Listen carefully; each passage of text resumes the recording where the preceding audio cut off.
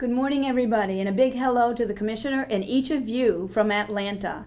Before I begin, I would like to thank TJ and the folks at CERC for making this possible for me to be able to speak to you from Atlanta.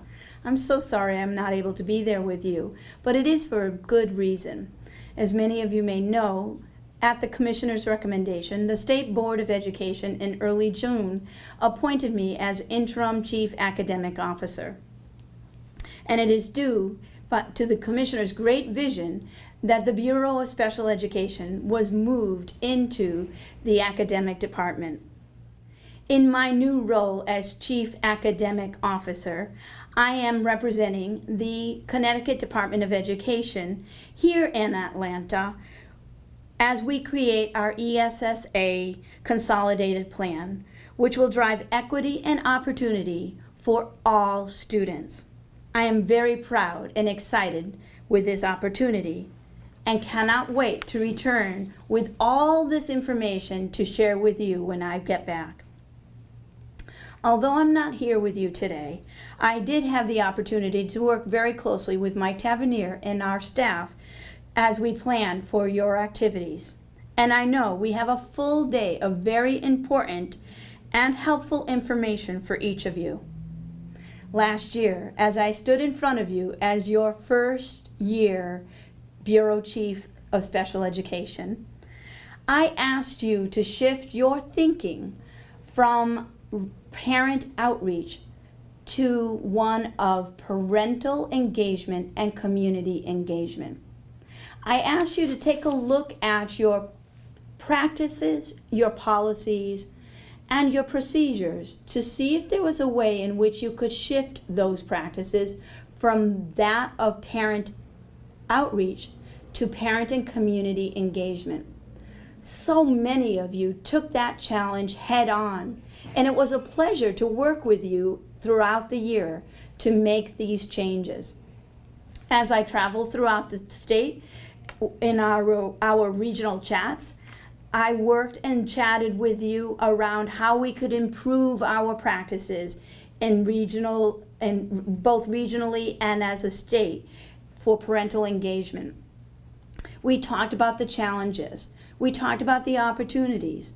We talked about ways to improve, but most importantly, we all shared our best practices.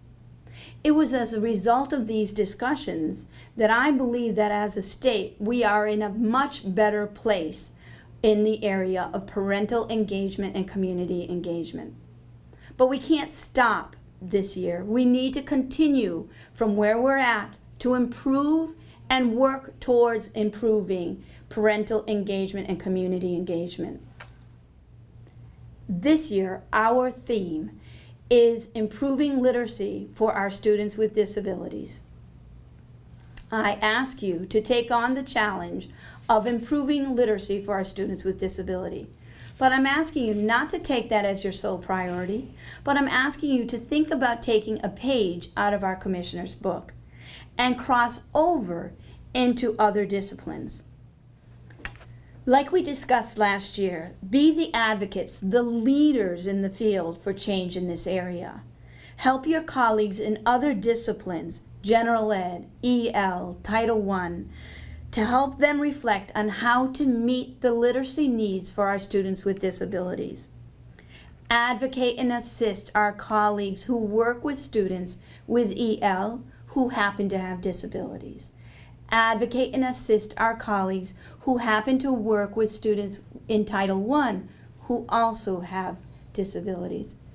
Advocate and assist our colleagues who happen to work with students who are gifted and have disabilities, who are at risk of dropping out and also have disabilities.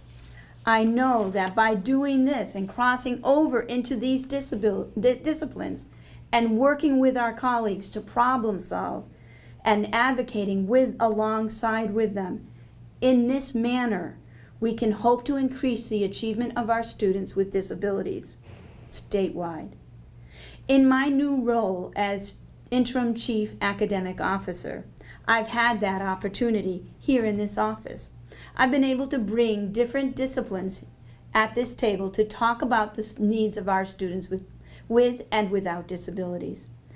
They have been real dynamic conversations, and it's my hope that in the very near future we'll be providing guidance that is a combined guidance that will be helpful and supportive to you. This would not have happened without the vision of our commissioner of joining special education and academic together, and I thank her for that opportunity.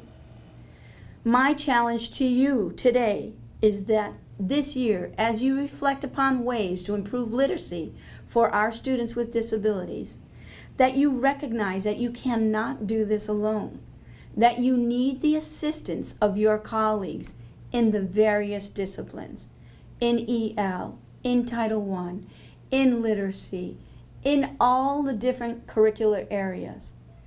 I challenge you to find ways to cross over into those disciplines and to join hands with them to figure out ways to meet the needs collaboratively of our students with disabilities. In that way, I know then we will successfully meet the needs of our students of disabilities throughout the state. I look forward to our regional chats throughout the state to talk about those challenges, the best practices, our solutions throughout this year. I wish I could be out there with you today, but before I close, I'd like to thank Mike Tavernier, Steve Profit, and the folks at CERC for their hard work in making today happen. I know you will find today's keynote speaker, Margie Gillis, along with the rest of the presentations, enjoyable and informative. Again, I wish I could be there, but I know I will see you soon. Until then, have a great day and a great year.